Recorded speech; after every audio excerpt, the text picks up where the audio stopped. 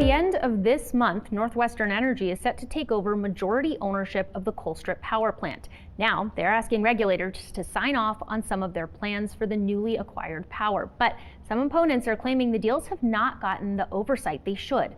MTN senior political reporter Jonathan Ambarian has a closer look at what is happening and what it could all mean for customers.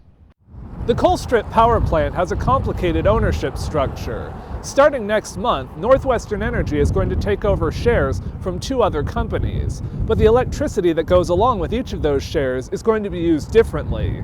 Currently, NorthWestern has authority to use 222 megawatts of power produced at the coal-fired plant in Colstrip. On January 1st, they're set to acquire another 222 megawatts currently used by Avista and 370 megawatts from Puget Sound Energy. The company says it will use the Avista share to serve customers in Montana, but it doesn't yet need the Puget Sound share for that demand. So they've established a separate subsidiary company that will take over that power and a contract to sell it wholesale. It will not be serving the utility customers that take electricity supply from us.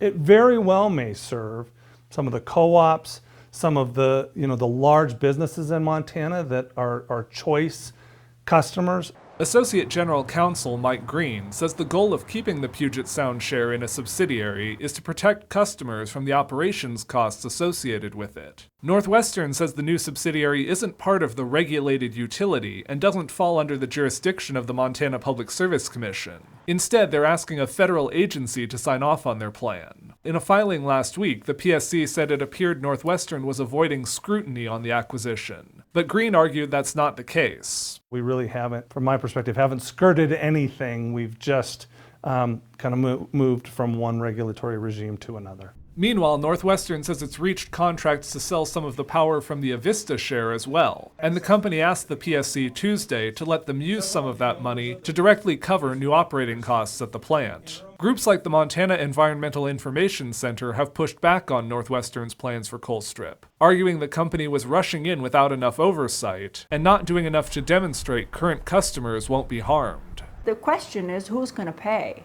for this enormous amount of power and a percentage of the plant that we don't need that's going to need fixing? So when push comes to shove, who's going to pay to fix it? We're very concerned it's going to be existing customers. In Helena, Jonathan Ambarian, MTN News.